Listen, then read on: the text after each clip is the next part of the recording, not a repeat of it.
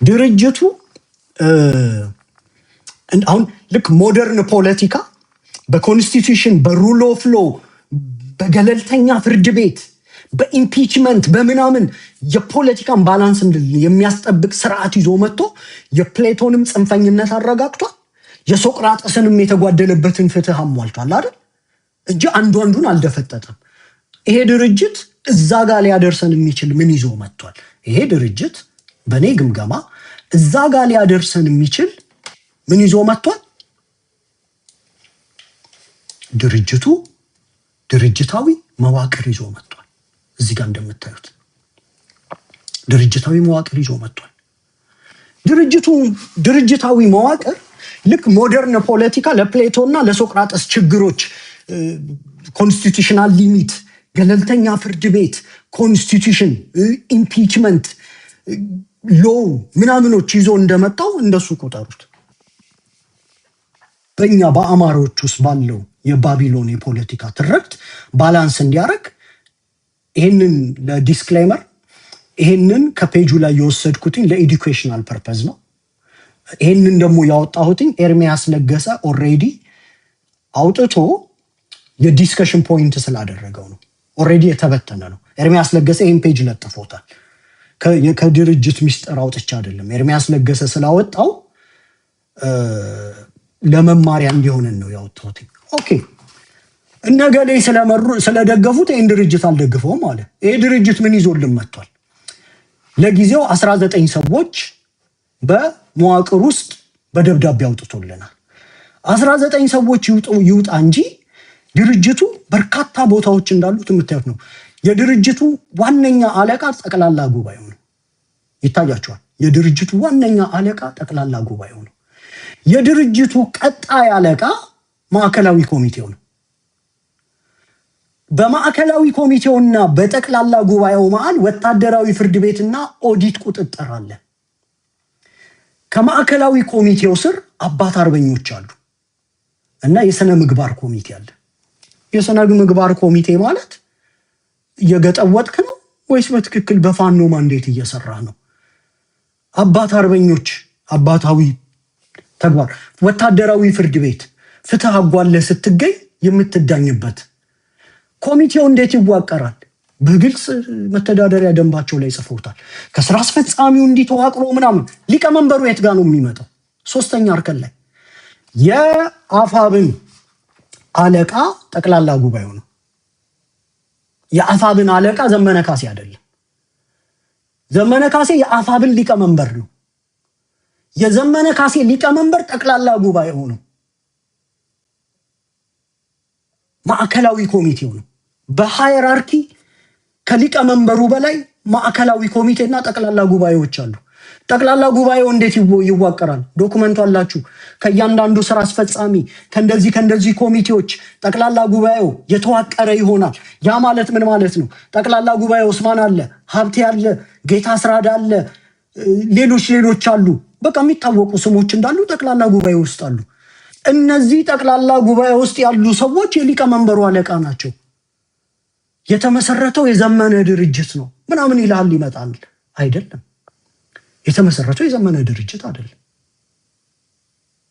በትክክል ነው የምናገረው። እኔ ይሄንን ነግሬ አልደግፍም ማለት መብት ነው። ደግፉ እያልኩ ለድርጅቱ ሎቢ እየሰራው አይደለም። በነገራችን ላይ እኔ ለዚህ ድርጅት ሎቢ ምናምን እየሰራው አይደለም። ሎቢ መስራት ማለት ኮዝህን የሚያስጠብቅልህ ከሆነ ደግፈው፣ ኮዝህን የሚያጓድልብህ ከሆነ ደግፈው።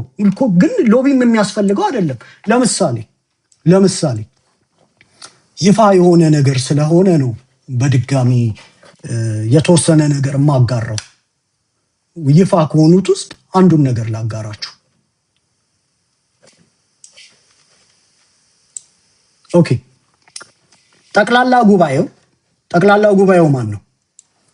ጠቅላላ ጉባኤው የሊቀመንበሩ አለቃ ነው። የሁሉም አለቃ ነው ጠቅላላ ጉባኤው በነገራችን ላይ። ኦኬ፣ ጠቅላላ ጉባኤ የጠቅላላው ጉባኤ አባላት የማዕከላዊ ኮሚቴው የቀጠናው ስራ አስፈጻሚዎች ለጠቅላላ ጉባኤ ተጠሪ የሆኑ ቋሚ ኮሚቴዎች እንዲሁም በየወረዳው አንድ አባል በቀጥታ የጠቅላላ ጉባኤ ተሳታፊዎች ይሆናሉ። እነዚህ ሁሉ ሰዎች ናቸው ጠቅላላ ጉባኤ ውስጥ ያሉ የሊቀመንበሩ አለቆች ናቸው።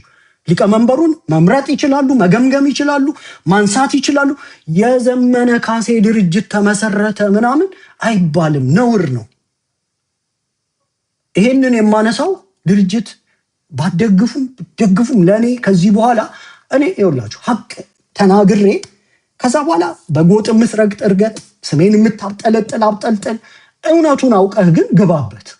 ደግፍ ብዬ አላስቸግርህም። እኔ ይኸውልህ ከዚህ በኋላ በዚህኛው የታሪክ ጥፋት እንደ ኮሎኔል ፋንታውን ሙሀቤ ሄጄ ታድሻለሁ ብለህ ለአጭን አንጠብጥበህ ልትመጣ ትችላለህ እንጂ ይህን ትግል አክሽፈህ የትም ልትሄድ አትችልም። አማራጭ አለ፣ አትደግፍ። አማራጭ አለ፣ እጅ ስጥ። የኦሮሞ ብሔርተኝነትን ገጥመህ ማሸነፍ አትችልም። ተደራድረ ገብተህ የኦሮሞ ብሔርተኝነትን ገጥመህ ማሸነፍ አትችልም።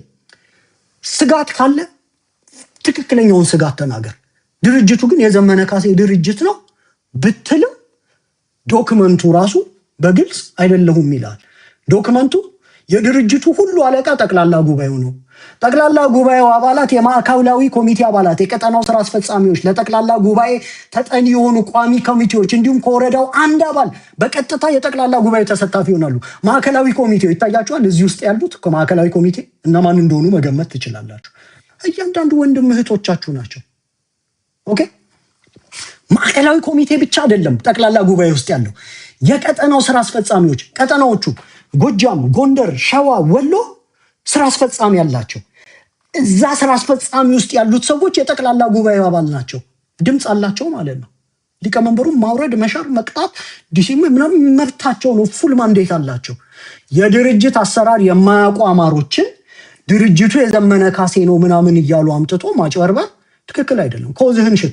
በዚህ ምክንያት ቅር ብሎኛል፣ ይሄ መስተካከል አለበት፣ አልደግፍም፣ ሪስፔክት አደርጋለሁ።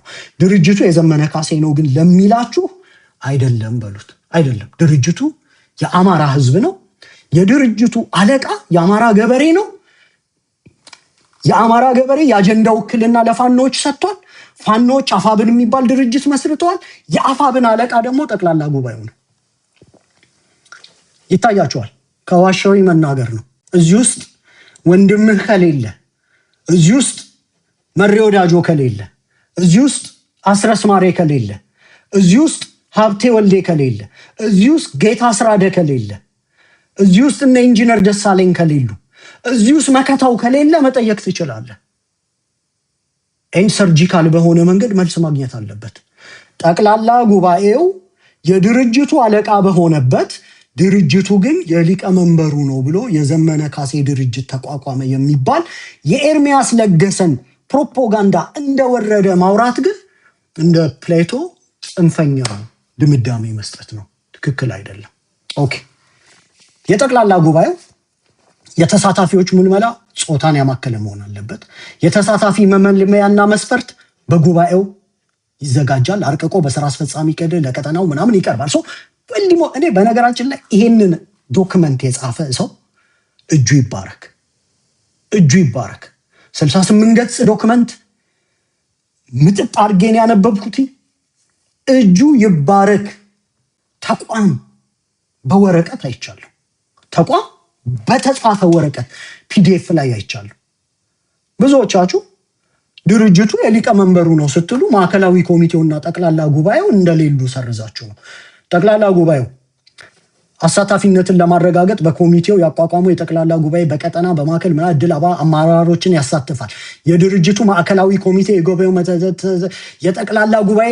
የጠቅላላ ጉባኤ ተግባርና ኃላፊነት የድርጅቱ ጠቅላላ ጉባኤ የድርጅቱ ከፍተኛው ስልጣን አካል ነው። ይታያችኋል። የድርጅቱ ከፍተኛ ስልጣን አካል ማለት ነው።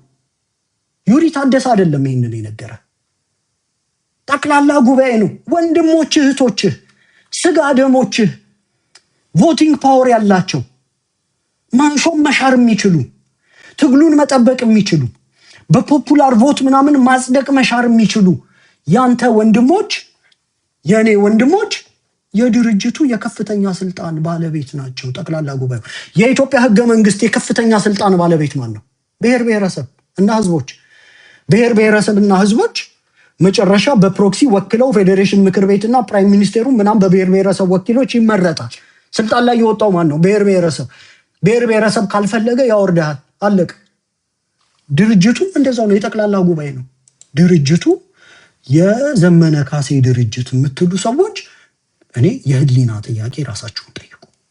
ወንድሞቻችሁ ለፍተው በአማራ የትግል ታሪክ ብዙ ዶክመንቶች አንብቤያለሁ። እንደዚህ ጥንቅቅ ያለ 68 ፔጅ ተቋም የሚሸት ዋው የሚያስብል መዋቅር አይቼም ሰምቼም አላውቅም። በነገራችን ላይ I'm so excited። እኔ ለዛ አመስጋኝ ነኝ። ድርጅቱን ልደግፍ አልደግፍ ሌላ ጉዳይ ነው። የ6 ወር አፈጻጸሙን ማየት የጎጥ ክሊክ የፖለቲካ በሽታዎቻችን ይፈወሳሉ አይፈወሱም፣ ጄኒዩን የሆኑ ጥያቄዎች ምናምን ይመለስ ምናምን እሱ እንዳለ ሆኖ ድርጅቱ ግን የአንድ ግለሰብ ፒኤልሲ ነው የሚሉ ሰዎች እንግሊዘኛ የማይችል የዘመነ ካሴ ፒኤልሲ ተቋቁሟል ምናምን የሚሉ ሰዎች ትክክል አይደለም። ሎጂክ መርህ እዚህ የአማራ ትግል ላይ ማድባት ትክክል አይደለም። በነገራችን ላይ ትክክል አይደለም። ማድባት ትክክል አይደለም። ወንድሞች ላይ ማድባት ትክክል አይደለም። ጄኒዩን የሆነ ጥያቄ ካለ ጠይቅ፣ አታድባ። ይሄ 68 ገጽ ዶክመንት እኔ የአብን ማኒፌስቶን የተለያዩ ድርጅቶች የምናምን ለእኔ ማለት ነው ልቤን ሞላ ያደረገ ነው። ጠቅላላ ጉባኤው አለቃ ነው። ጠቅላላው ጉባኤው ደግሞ የሚዋቀረው ከማዕከላዊ ኮሚቴ የየቀጠናው ስራ አስፈጻሚ፣ በቀጠናው ስንት ስራ አስፈጻሚ ይኖራል እዛው መተዳደሪያ ደንቡ ላይ ይኖራል። ዝርዝር አልገባ።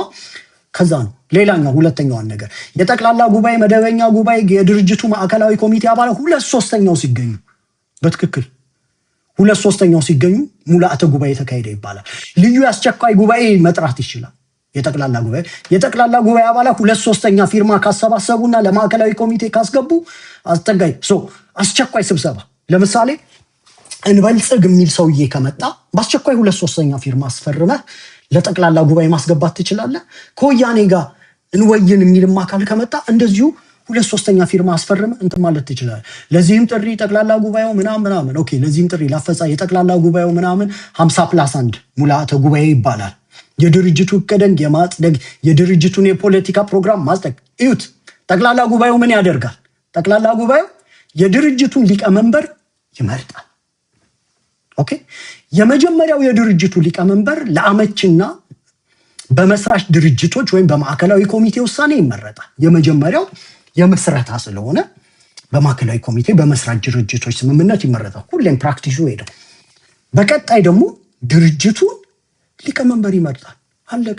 ኦኬ፣ ከዛስ ማዕከላዊ ኮሚቴ ምናምን በቃ ከዚህ በላይ አላሳያችሁም። ኤርሚያስ ለገሰ ስለተጠቀመው ነው በነገራችን ላይ። ኦኬ፣ ይታያቸዋል። ጠቅላላ ጉባኤ ልክ እንደዚሁ ተዘርዝሮ ተጽፏል።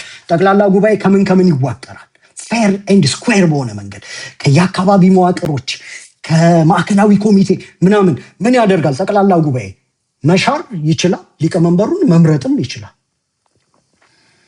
አስቸኳይ ነገር ከመጣ በአስቸኳይ ስብሰባ መጥራት ይችላል፣ መወሰን ይችላል።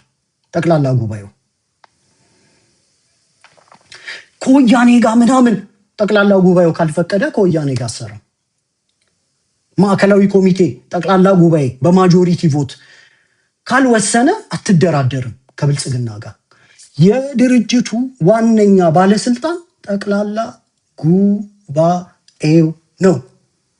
ፊኒሽድ። ተቃውሞ ካለ ውሸት ሳትቀላቅሉ ቀጥሉበት። ማዕከላዊ ኮሚቴው ሊቀመንበሩ ለማዕከላዊ ሪፖርት ያቀርባል፣ ለማዕከላዊ ኮሚቴ ሪፖርት ያቀርባል። ማዕከላዊ ኮሚቴው ለጠቅላላ ጉባኤው ሪፖርት ያቀርባል። አለቀ።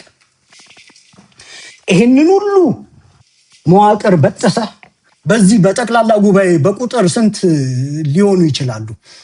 የየአካባቢው የስራ አስፈጻሚ እነዚህ መሪዎች ብቻ አይደሉም ያሉት። እነዚህ እዚህ የምታያቸው 19ኙን ነው እዚህ ያረኩላችሁ መግለጫው ላይ የወጡት። እነሱ ብቻ ሳይሆኑ የየቀጠናው ስራ አስፈጻሚ ጭምር የሚሳተፍበትን ጠቅላላ ጉባኤ ልክ አንድ ሰው እንደ ሃይጃክ እንዳደረገው አድርጎ የገሌ ፒኤልሲ ምናምን እያሉ ማቅረብ ትክክል አይደለም። ቢስተካከል ሪኮመንድ አደርጋለሁ። አንድ ውሃ አልጠጣ።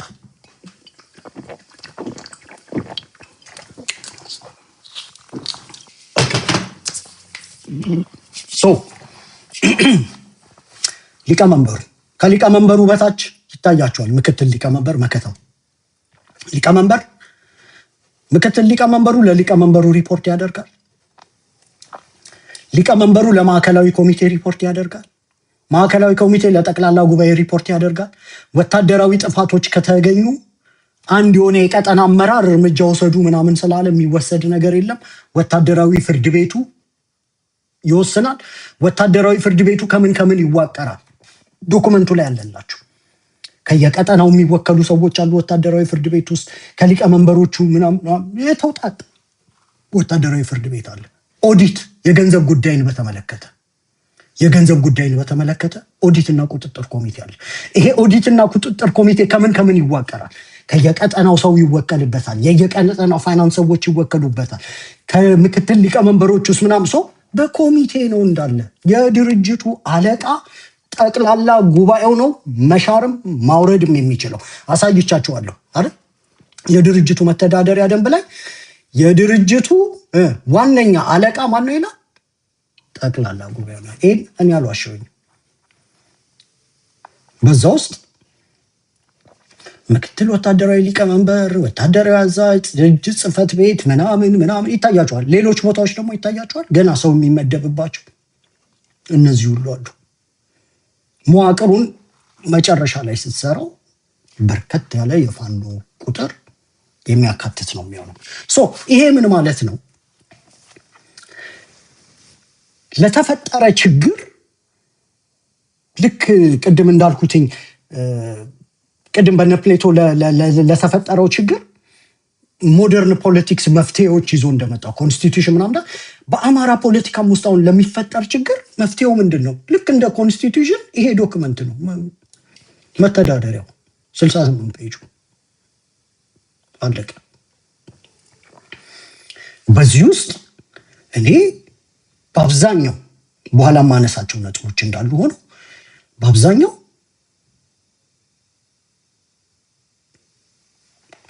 ፌር የሆነ ውክልና የሚመስል አይነት ነገር አያለሁ። ለምሳሌ እናሳ አንድ ውሃ ልጠጣ፣ ይቅርታ።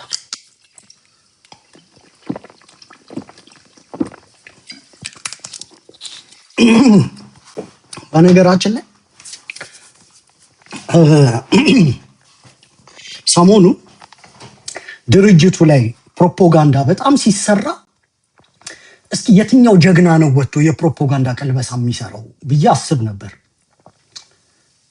ኮሽ ያለ የለም፣ አንድ ወንድ የለም። ድርጅቱ አፋድ ሲመሰረት ደጋፊዎች ነበሩት፣ ፕሮፓጋንዳ ቀልበሳ የሚሰራለት ነበረው። አፋብን ሲመሰረት ተቃዋሚም ደጋፊዎች ነበሩት፣ ፕሮፓጋንዳ ቀልበሳ የሚሰራ ሰው ነበረው።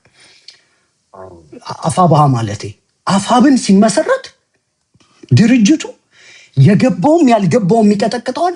አንድ ግን ወጥቶ የፕሮፓጋንዳ ቀልበሳ የሚሰራ ሰው የለም። አንድ ማለት ይሄ ተጽዕኖ ፈጣሪ አሁን እና አብርሃም ምናምን ከቁጥር አትክተቷቸው፣ ምንም ዝም ብሎ ስለሆኑ ማለት ነው። አሁን ዛሬ ዩሪያ ወራደ፣ ማርክ ማይ ወርድ፣ አሁን ዛሬ ዩሪያ ወራደ።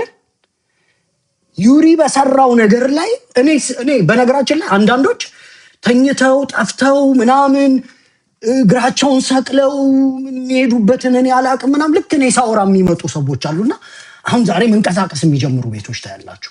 ማርክ ማይ ወርድ ማለት እኔ ድርጅቱን እየደገፍኩ ነው እያልኩም አይደለም፣ የፕሮፓጋንዳ ቀልበሳም እየሰራው አይደለም። እኔ እሱን ሰርቼ ስጨርስ የትግሉ ባለቤት ሆነው የሚመጡ አሉ። እሱ ችግር የለውም።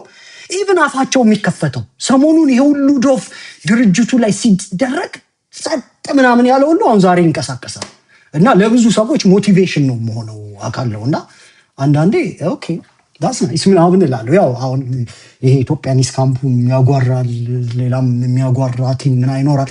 ዞሮ ዞሮ ግን ይውሪ ችግርህ እኔ እያልክ ራስህን የምታውቅ እኔ ምን አልኩኝ? እኔ ያልኩት እኮ ጥያቄ ነው። እሺ ሰሞኑን የፕሮፓጋንዳ ቅልበሳ የሰራ ሰው ለዚህ ድርጅት ካለ የተፋለመ ካለ ዲፌንድ ያደረገ ምናምን ሎጂካል መከራከሪያዎች ማለት ረግጦ ይገዛሃል ምናምን ክርክር አይደለም። ታውቃለህ እንዲህ የሚባል የለም በዚህ ፖለቲካ ውስጥ ረግጦ የሚገዛ የለም። በአማራ ውስጥ ወደድክም ጠላህም እገሌ ረግጦ ይገዛሃል ምናምን የለም። ፖለቲካ አይደለም መበሻሸቅ። ወደድክም ጠላህም እገሌ ተመርጧል ይመራሃል፣ ወደድክም ጠላህም እገሌ እንደዚህ ነው ምናምን እንዲህ አይነት ፖለቲካ የለም። ማለት ወደደም ጠላም ያለ መደገፍ መብት ይኖረዋል። ወደደም ጠላም ድርጅቱን ዳሜጅ ያደርሳል፣ ደጋፊ እንዳይኖረው ያደርጋል ምናምን። ፖለቲካ በብልሃት ነው የሚሰራው። ጠፍቶ የነበረ ሁሉም ከየጎሬው ምናምን ይመጣል። ከየጎሬው በእልህ ፉክክር አይደለም ይሄ። ይኸውላችሁ እኔ ዛሬ ፕሮፓጋንዳ ልሰራ አልመጣሁም። ይሄ የአማሮች ድርጅት ነው ብዬ ግን አምናለሁ። እኔ የአማሮች አለመሆኑን ፕሩቭ ካረጋችሁልኝ ድጋፍ ላቆም እችላለሁ።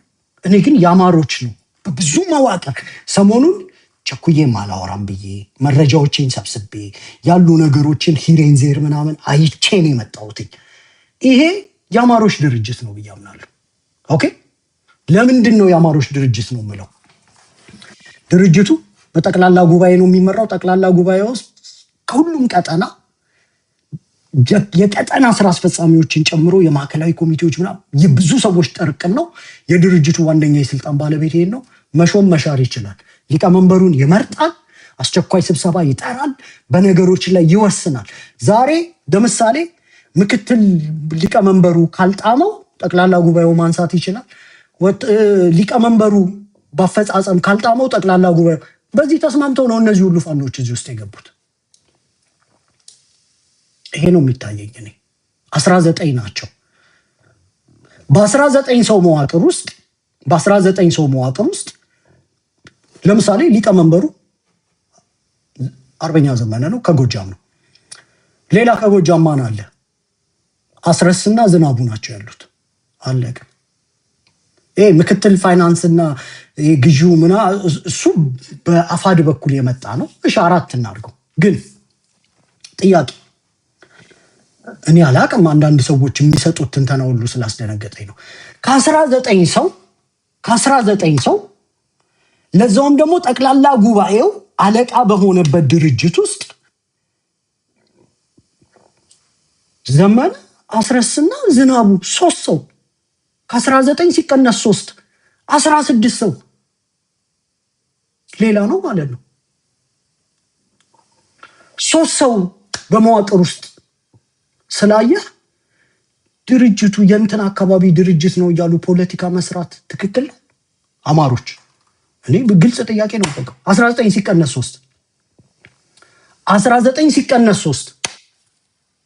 16 ከ16ቱ እኔ ሎጂክ አነሳለሁ። የጣመን ትወስዳለህ፣ ያልጣመን ትተህ መሄድ ትችላለህ። ምክንያቱም አንዳንዱ ትንተናው ራሱ ኦኬ ሊቀመንበሩ አርበኛ ዘመነ ነው። ጠቅላላ ጉባኤው የእሱ አለቃ ነው። በማንኛውም ሰዓት ጠቅላላ ጉባኤው ቴክኒካሊ ኮሚቴው ነው። እነ ጌታ አስራደ ወይ መከተው ምናምን አለቆቹ ናቸው በጠቅላላ ጉባኤ ውስጥ ማለት እኮ ነው። የድርጅቱ ዋነኛ ባለስልጣን ዶክመንቱ ምንድን ነው የሚለው? ጠቅላላ ጉባኤው ነው የሚለው አይደል? እንሂድ የመርህ ጥያቄ። ዝናቡ ምክትል ወታደራዊ አዛዥ ነው። ምክትል ሊቀመንበሩ ሀብቴ ወልዴ ነው። ወታደራዊ አዛዡ ጄኔራል ተፈራ ነው። ምክትል ወታደራዊ አዛዡ መሪ ወዳጆ ነው። ምክትል ወታደራዊ አዛዥ ለአስተዳደር ለአንዷ ቁንጽል ምክትል ወታደራዊ አዛዥ ለአስተዳደር ዝናቡ ልንገረው ምን አይገባው? ዝናብ ለዛው ምክትል ወታደራዊ አዛዥ ለአስተዳደር አይገባው? ሀብቴ ከላይ ሆኖ ጀነራል ተፈራ ከላይ ሆኖ እነመሬ ምክትል ወታደራዊ አዛዥ ሆኖ ዝናቡን እዚህ ጋር ስላየን ድርጅቱን የእንትን አካባቢ ነው ብለን መፈረጅ እንችላለን? is it fair? ኖ እኔ ያንሰዋል አላልኩ። ያንሰዋልም አላልኩም ቸሪ፣ እኔ አያገባኝም ራሳቸው። እኔ ያልኩት ድርጅቱ የዘመነ ነው፣ ድርጅቱ የእንትን አካባቢ ነው የሚለው ነገር ትክክል አይደለም። የሹፌር ትንተና ነው፣ የዲሲ ሹፌር ትንተና ነው። የዲሲ ሹፌር ፍሬን መያዝ ምናምን ነው የሚችለው፣ በቃ አለቀ። የአማራ ፖለቲካ እንዲህ እንደ እንቶ ፈንቶ የሚተነተን አይደለም ስላልሆነ ማለት ነው። መዋቅሩ ያዋርዳል። ለምሳሌ ጀነራል ተፈራ ወታደራዊ አዛዥ ነው። ባለፈው በነበረው ጭቅጭቅ ውስጥ ጀነራል ተፈራ ነው አይደል አንዱ ፕሮፓጋንዳ ተዘመተበት መቀነቴን ምናምን ሲባል የነበረው። ጀነራል ተፈራ ወታደራዊ አዛዥ ነው። ጀነራል ተፈራ ዋና ወታደራዊ አዛዥ ነው። ለምክትል ሊቀመንበር ለወታደራዊ ጉዳዮች ለሀብቴ ሪፖርት ያቀርባል። አለቀ። ሀብቴ ምክትል ሊቀመንበር ለወታደራዊ ጉዳዮች ነው። ለሌሎች ለምክትል ተቀዳሚ ሊቀመንበር ሊሆን ይችላል፣ ለሊቀመንበር ሊሆን ይችላል፣ ለማዕከላዊ ኮሚቴ ሊሆን ይችላል። እንደ መተዳደሪያ ደግሞ ዝርዝር ማውራት ስለማልፈልግ ነው። ሪፖርት ያቀርባል። እነዚህ ሰዎች ተሰብስበው ተመልሰው ጠቅላላ ጉባኤ ውስጥ ይገባሉ። ጠቅላላ ጉባኤዎች ደግሞ የቀጠናው ስራ አስፈጻሚዎች አሉ።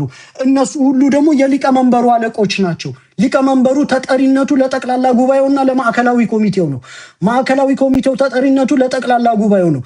ጠቅላላ ጉባኤው ተጠሪነቱ ለአማራ ሕዝብ ነው። ከአማራ ሕዝብ በቀጥታ ስልጣንን እንደወረደ የሚያገኘው ጠቅላላ ጉባኤው ነው። ጠቅላላ ጉባኤው የእናንተ እህት ወንድሞች ምናምን። ከዚህ በላይ ምንድን ነው የምትፈልጉት? ምንድን ነው የምትፈልጉት? ሊቀመንበር ሆነ ምክትል ወታደራዊ አዛዥ ላስተዳደር አንድ ሰው እዚህ ጋር ዝናው ከ19 3 ሰው ከጎጃም መጥቷል። ከሱም ስልጣኑ ይሄ ነው። ምንም ምክትል ወታደራዊ አዛዥ ላስተዳደር ሆኖ ከወታደራዊ አዛዡ በላይ ምንም የሚፈጠር ነገር የለም። አይገባውም የምትል ከሆነ ናና ነገር ይታያቸዋል። ሀብቴ አለ፣ ጀነራል ተፈራ አለ፣ መሪ አለ። ምንድን ነው ጫጫታው? ሳሚ ያለ ወታደራዊ ስልጠና ላይ ይታያቸዋል። በወታደራዊ ክንፉ እንኳን ያለው ነገር ዝናቡ ልንገረው አይገባው። ተቃውሟችን ምክንያታዊ ነው ወይ ነው የኔ ጥያቄ። አሁን እንዲህ ስል ወደ ነበረበት ካምፕ ዩሪ እኔ ይኸውላችሁ በዚህ በአማራ ትግል ውስጥ የምገባበትም የምመለስበትም ምንም ካምፕ የለም። ሀቅን ባየሁባት እቆማለሁ። ሀቅ ባለፈው ከነዚህ ልጆች ጋር ያጣላኝ የአድቮኬሲው መንገድ መሳት ነው። አልደግፍም። ከሌሎቻችሁም ጋር እንደዚሁ የሚያጣላኝ ፍትህ ሲጓደል ነው እመጣለሁ። ከ19 ሰው 3 ሰው በመዋቅር አይተህ ድርጅቱ የጎጃም ነው ካልክ እኔ ይሄ ትክክል አይመስለኝም። ልጆቹ ምንም ሊሉ ይችላሉ። ኦኬ፣ ትክክል አይደለም። ፌር ነው። ዝናቡ ልንገረው ምክትል ወታደራዊ አዛዥ ላስተዳደር ይገባዋል። እኔ እገሌ ያንሰዋል አያንሰውም አልልም። ግን ከ19 3 ሰው በአፋብኃ በኩል የሄደው 3ቱ ሰው ነው። ይሄን ታጽት በምክትል ወታደራዊ አዛዥ ላስተዳደር እንቀጥል እንሂድ። የፖለቲካ ዘርፍ ምክትል ሊቀመንበር ለፖለቲካ ጉዳዮች ሄኖክ ነው። ምክትል ሊቀመንበር ለፖለቲካ ጉዳዮች በምክትል ሊቀመንበር በፖለቲካ ጉዳዮች ስር ፖለቲካ መምሪያ አለ። ጌታ አስራደ ነው። በዛ ውስጥ የህዝብ ግንኙነት መምሪያው አስረስ ማረ ነው። አለቀ በቃ። ከዚህ ውጪ ሌላ ምንም አዲስ የተፈጠረ ነገር የለም። በፖለቲካዊ መምሪያ ጌታ አስራደ አለ። የውጭ ጉዳይ መምሪያው የሚወሰን ነው። የአደረጃጀት መምሪያ ምን ተስኖት አለ። ከህዝብ ግንኙነቱ ጋር ፓራራል ስልጣን ያላቸው የአጋርነትና ትብብር መምሪያ አበባ አለ።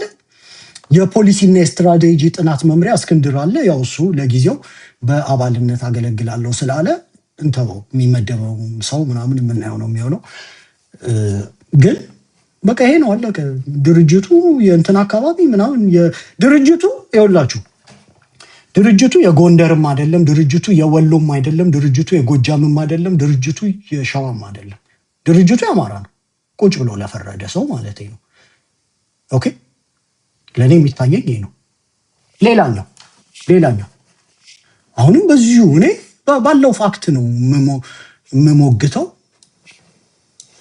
ከዛም ይደግፈው ይደግፋል። ኦኬ፣ ድርጅቱ በወያኔ ወይም በብልጽግና ተጠልፏል። አንድ ወገን ድርጅቱ የወያኔ ነው ይላል፣ ሌላ ወገን ድርጅቱ ተደራዳሪ ነው የብልጽግና ነው ይላል። እንሂድ። አሁንም ወደ መተዳደሪያ ደንቡ ነው የሚሄደው። ወደ መተዳደሪያ ደንቡ ነው የሚሄደው። ሞሽን መጣ። ከወያኔ ጋር እንስራ የሚል ሞሽን መጣ። ከወያኔ ጋር ሞሽን ቢመጣ የሚወስነው ማን ነው? አንደኛ ምክትል ሊቀመንበሩ ነው። ሁለተኛ ሊቀመንበሩ ነው። ሶስተኛ ማዕከላዊ ኮሚቴው ነው። አራተኛ ጠቅላላ ጉባኤው ነው። ሜጀር ስትራቴጂካል የሆኑ ጉዳዮችን የሚወስነው በድርጅት ውስጥ ማን ነው? መከታው ስለፈለገ ከወያኔ ጋር መስራት ይቻላል? ሊቀመንበሩ ስለፈለገ ከወያኔ ጋር መስራት ይቻላል? ወይስ መተዳደሪያ ደንቡ ምንድን ነው የሚለው? መተዳደሪያ ደንቡ ምንድን ነው የሚለው? ጻፉልኝ። ሜጀር እና ስትራቴጂካዊ ዲሲዥኖች ሲኖሩ ሀሳብ ቀርቦ ማን ይወስናል? ማን ይወስናል? እኔ ፋክት ነው የምናገረው። ማን ነው የሚወስነው? ጥያቄ ነው። ከብልጽግና ጋር እንስራ፣ ከብልጽግና ጋር እንስራ ቢል ማን ነው የሚወስነው? ኤግዛክትሊ ጠቅላላ ጉባኤውና ማዕከላዊ ኮሚቴው። አለቀ። ይህንን የምነግር በምናብ አይደለም፣ በምናብ አይደለም። ይሄ ህገ ደንቡ እኮ ነው የሚለው፣ መተዳደሪያ ደንቡ ነው የሚለው። ጠቅላላ ጉባኤው በማዕከላዊ አንደኛ የማዕከላዊ ኮሚቴ አባላት በሙሉ አሉበት፣ የየቀጠናው ስራ አስፈጻሚዎች አሉበት። ለጠቅላላ ጉባኤ ተጣሪ የሆኑ ደግሞ በርካታ ኮሚቴዎች አሉ፣ እነሱ ኮሚቴዎች አሉበት። ከየወረዳው ደግሞ አንዳንድ አባል በቀጥታ ተሳታፊዎች ይሆናሉ ጠቅላላ ጉባኤው ውስጥ። ቴክኒካሊ በአማርኛ ጌታ አስራዳ አለበት፣ ሀብቴ አለበት፣ መከታው አለበት፣ ምንተስኖት አለበት፣ መሪ አለበት፣ እነ ባይ አሉበት አይደል? በቃ ይሄ ማለት ነው። እነዚህ ሰዎች ከወያኔ ጋር እንስራ፣ ከብልጽግና ጋር እንስራ፣ እንደራደር የሚለውን ነገር ይወስናሉ። ጠቅላላ ጉባኤው በድርጅቱ የከፍተኛው ስልጣን አካል ነው። ተጠሪነቱም ለህሊናውና ለአማራ ህዝብና ለድርጅቱ ዓላማዎች ነው። ይታያቸዋል። ጠቅላላ ጉባኤው የድርጅቱ የከፍተኛ ስልጣን አካል ነው። ተጠሪነቱም ለህሊናው ለአማራ ህዝብና ለድርጅቱ ዓላማዎች ነው። አለቀ። ይህ አካል የድርጅቱን ትልልቅ ውሳኔዎች ድርድር፣ ከወያኔ ጋር እንስራ፣ ከብልጽግና ጋር እንስራ፣ በዛ በኩል ሰባሪያ ጠመንጃ የሚልክልኝ ሰው አገኘው፣ ጠቅላላ ጉባኤ ይሄን እኔ ፋክቱን አታንሻፉ እንጂ ድርጅቱን ስትፈልጉ አትደግፉ። እውነታ ግን አታጣሙ። አማራ ወርቅ የሆነ ድርጅት ፈጥሮ ድርጅቱን ጌታ አስራደ እንደሚዘውረው ጌታ አስራደ የሚባል ምናምን ለብልጽግና ድርጅቱን ይሸጠዋል። የኔ ጥያቄ እንዴት አድርጎ ነው የሚሸጠው? አስረስማር የሚባል ምናምን ድርጅቱን ለህወሓት ይሸጠዋል። እንዴት አድርጎ ነው የሚሸጠው? አስረዳኝ ነው ጥያቄው። አንደኛ ኢንጉድ ፌዝ ፋኖቻችንን ማመን አለብን። አንድ ድርጅት ውስጥ ጠቅልለን የከተትናቸው ለአሰራርም ለምንም እንዲያመች ነው አይደል? ለተጠያቂነት እንዲያመች ነው። ይሄ ጠቅላላ ጉባኤ የድርጅቱን ሊቀመንበር ይመርጣል ይላል። ድርጅቱን ይኸውልህ ዋና የድርጅቱን ፖሊሲዎች፣ ስትራቴጂካዊ እቅዶች ማጽደቅ ስልጣን ይኖረዋል። ይታያቸዋል። ጠቅላላ ጉባኤው ካላጸደቀው አላጸደቀውም ነው። ዋና የድርጅቱ ፖሊሲ፣ ለምሳሌ ፖሊሲያችን ድርድር ነው ካልክ ወይም ስትራቴጂካዊ እቅድ ከገሌ ጋር መስራት በስትራቴጂ ያዋጣኛል ካልክ ማንጋ ነው ጥያቄ ይሄን ይዘህ የምትመጣው? ኤኒ ሰው መቃዠት ይችላል።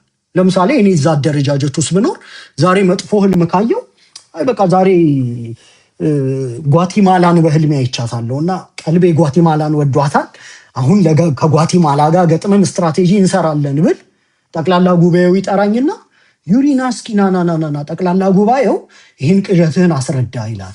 ጓቲማላ እዛ ሩቅ ነው የምትገኘው፣ ከአማራ ጋር ድንበር የላትም። ጓቲማላ ትንሽ ሀገር ናት።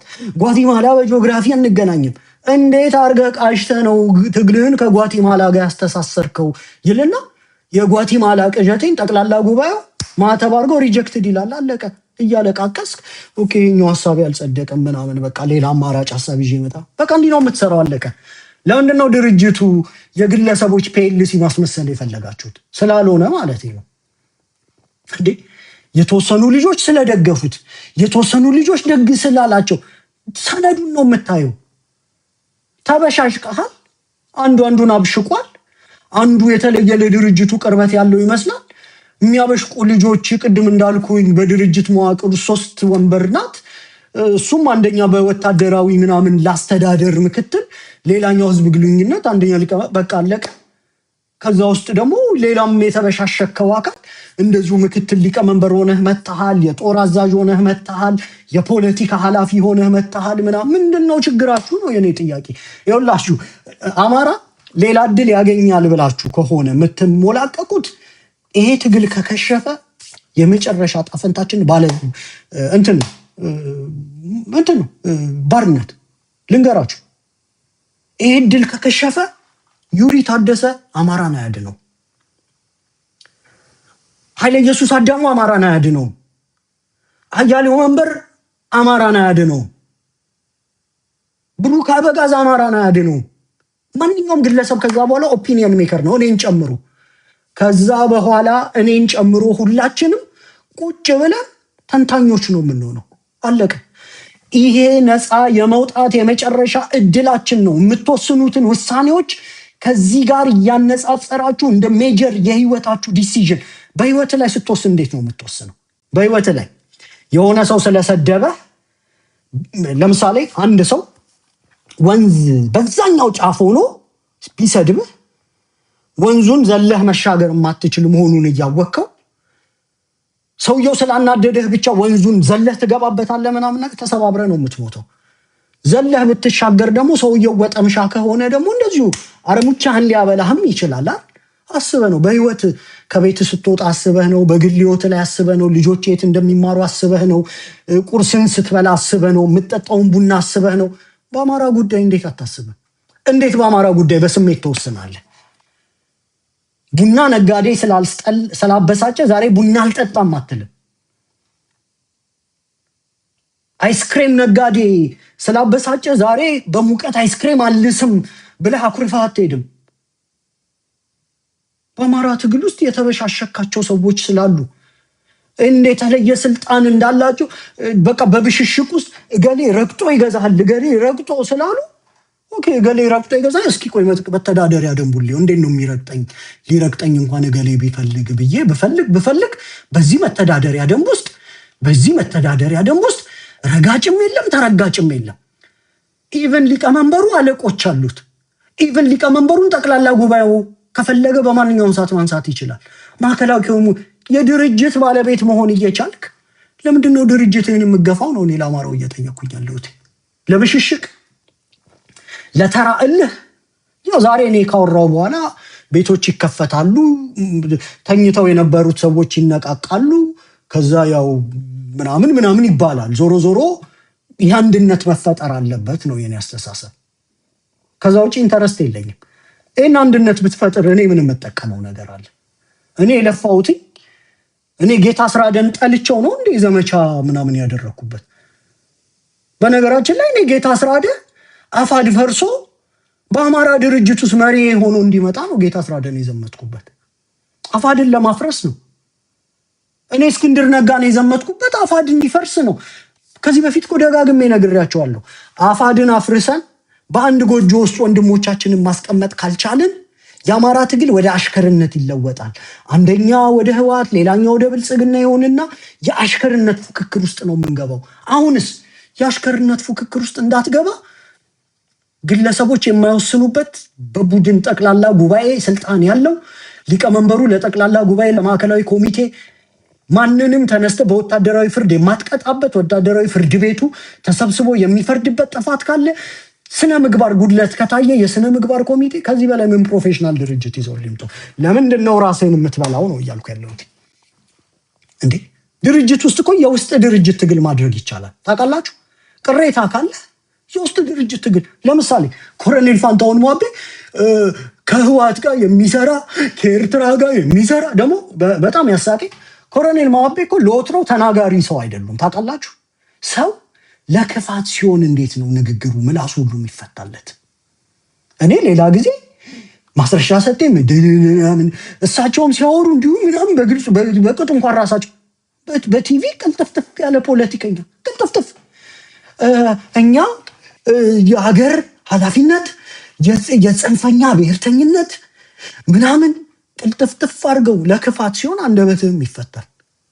የኔ መልስ ከህወሓት ጋር ሰራለው ተባልኩ ካልክ ጠቅላላ ጉባኤውን ሄደህ ተቃውሞህን ማሰማት ነው። ውስጥ ድርጅት ትግል ማድረግ ነው። ጌታ አስራደ ካልተስማማ ከህወሓት ጋር ትሰራ። አስረስ ካልተስማማ ከህወሓት ጋር ትሰራ። እስክንድር ነጋ በፖሊት ኮሚቴ ውስጥ ነበር፣ በጠቅላላ ጉባኤ ውስጥም ይኖራል። የአንድ ድምፅ እድል አለው። እስክንድር ካልተስማማ ባይወጣ ነው ከህወሓት ጋር አትሰራም። ድርሳን ካልተስማማ ምናምን እያልክ ነው የምትሄደው። ሀብቴ ካልተስማማ የቀጠና መሪዎቹን ካመንካቸው ያንተን ጥቅም የሚወክሉ ጌታ አስራደን ካመንከው ድርጅቱን ማመን አለብህ። ሄኖክን ካመንከው ድርጅቱን ማመን አለብህ። መከታውን ካመንከው ከህወሓት ጋር ትሰራም፣ ድርጅቱን ማመን አለብህ። ጠቅላላ ጉባኤው ስለሆነ ስትራቴጂካዊ ነገሮች የሚወሰነው በጠቅላላ ጉባኤው ነው። አለቀ። እኔ ከዚህ በላይ እንዴት ላስረዳችሁ እንደምችል አላውቅም። ጠቅላላ ጉባኤው ያው ደግመዋለሁ፣ ዋና ዋና የድርጅቱን ፖሊሲዎችና ስትራቴጂካዊ እቅዶችን የማስጠቅ ስልጣን ይኖረዋል። አስፈላጊ ሆኖ ሲገኝ በጉባኤዎች መሀል ይህንን ኃላፊነት ማዕከላዊ ኮሚቴው እንዲያከናውነው ውክልና ሊሰጥ ይችላል። ጠቅላላ ጉባኤው ለማዕከላዊ ኮሚቴ ውክልና ሊሰጥ ይችላል። ጠቅላላ ጉባኤው ድርጅት ማክሰም፣ ማዋሃድ፣ ከሌሎች ድርጅቶች ጋር ግንባር መፍጠር፣ ስልጣንና ኃላፊነት ሙሉ ለሙሉ የጠቅላላ ጉባኤው ነው ይላል። ይታያቸዋል። ከሌሎች ድርጅቶች ጋር ግንባር መፍጠር፣ መክሰም፣ ማዋሃድ። እንግዲህ ይሄ ነው።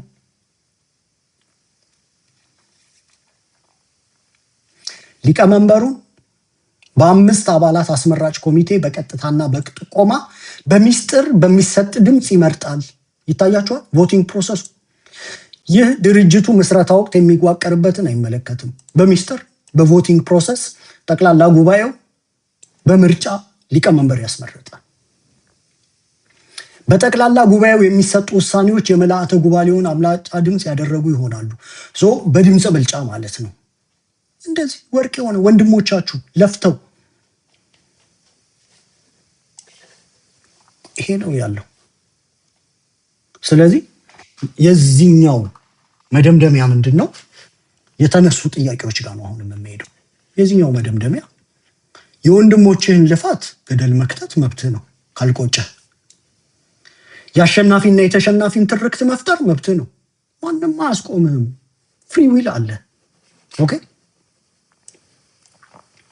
ፍሪ ዊል አለ። ጥያቄዎቹን እንሂድባቸው።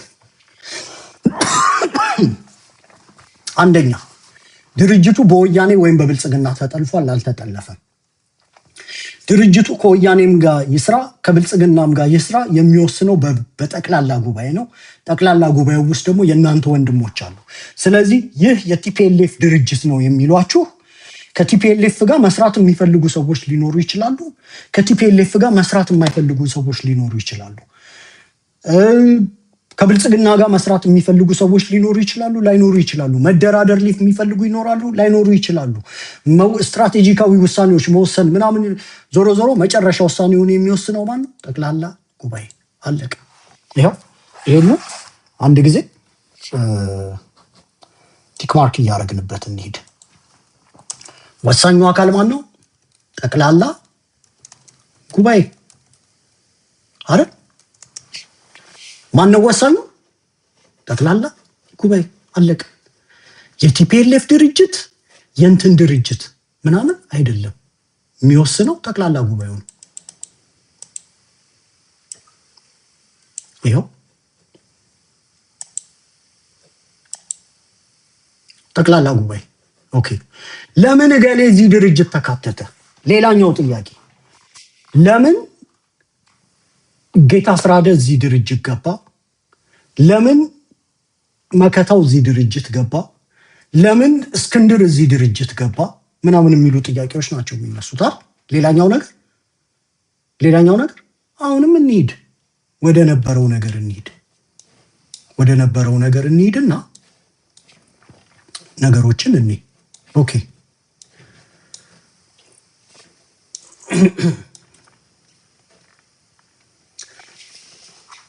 ይታያችኋል። ጌታ አስራደ የፖለቲካ መምሪያ ለምን ገባ? እስክንድር ለምን ገባ? ወይ ጀነራል ተፈራም ለምን ገባ የሚልህ ይመጣል። ሀብቴ ወልዴ ለምን ገባ የሚልህ ይመጣል። ወይም መከታው ለምን ገባ የሚልህ ይመጣል። ወይም ዘመነ ለምን ገባ የሚልህ ይመጣል። ሄኖክ አዲሴ ከእስር ቤት ምናምን ይላል ለምን ገባ የሚልህ ይመጣል። የለምን ገባ ጥያቄዎችን ማቆም እንችላለን። አማሮች ጥያቄ ሁልህም ኢንተረስት አለ።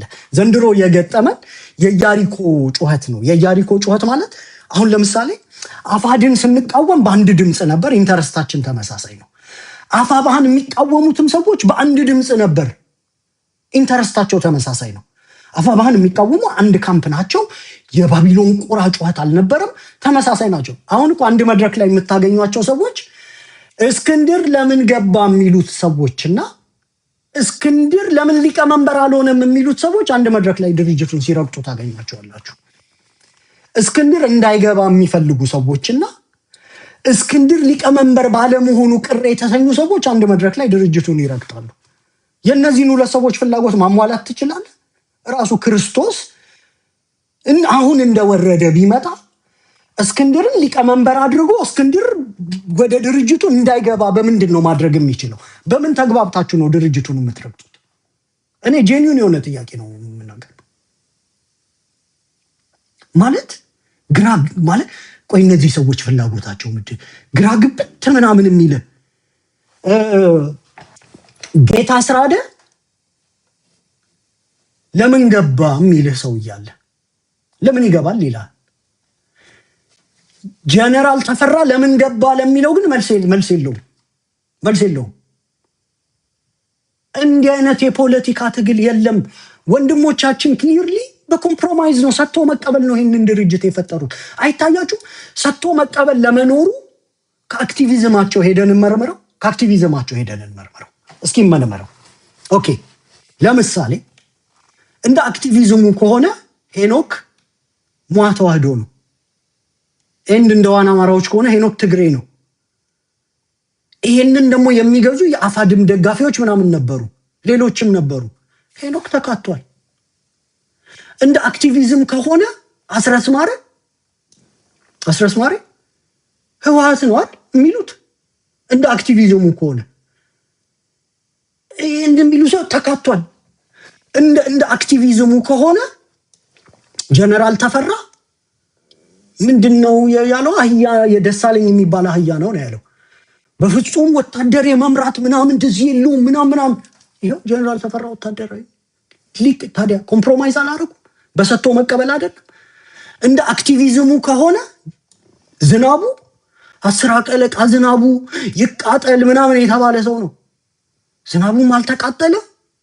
ይሄው ምክትል ወታደራዊ አስተዳደር አዛዥ የወታደራዊ አዛዥ ይሁን ያሉት ልጆችም ኮምፕሮማይዝ አድርገው ይሄው ለጀነራል ተፈራ እሱ ወታደራዊ አዛዥ ሲሆን ዝም ብለው፣ ዝናቡ ምክትል ወታደራዊ አዛዥ ሲሆን እሱም ተቀብሎ አባቴ ብሎ በአንድነት ያዋጣል። እንዴ ፋኖቹ ከዚህ በላይ ምን ያርጓችሁ? የግል የሳይኮሎጂ ችግር ከሆነ ያለባችሁ እኔ አላውቅም እንዴት እንደሚፈታ። ከዚህ በላይ ግን ኮምፕሮማይዝ ሊኖር አይችልም። እንደ አክቲቪዝሙ ከሆነ ሳሚ ሟ ተዋህዶ ነው፣ አይኖርም ነበር እዚህ ድርጅት ውስጥ። ትግል ጠላፊ ነው አይደል? ይሄው ወታደራዊ ስልጠና አለ። እንደ አክቲቪዝሙ ከሆነ እኔ ራሴ የዘመትኩበትን ሰውዬ ልምጣ። እንደ አክቲቪዝሙ ከሆነ ጌታ አስራደ ምንድን ነበረ? ብልጽግና ነው፣ ተደራዳሪ ነው። አረ ይብን ቅማንትም አንዳንዴ ሳናረገው እንቀራለን።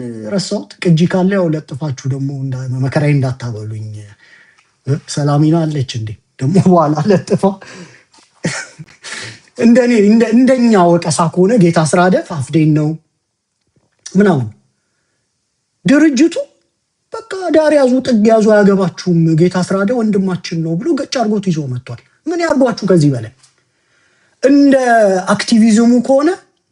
አክቲቪዝሙ ከሆነ ጌታ አስራደ ቅማንት ነው፣ እዚህ ጋር ለዘመነ ካሴ አገው ሸንጎ ነው፣ መከታው የቱለማ ሰው ነው። በነገራችን ላይ መሪዎቻችንን እንያቸው እስኪ። አገው ቱለማ፣ ቅማንት፣ ትግሬ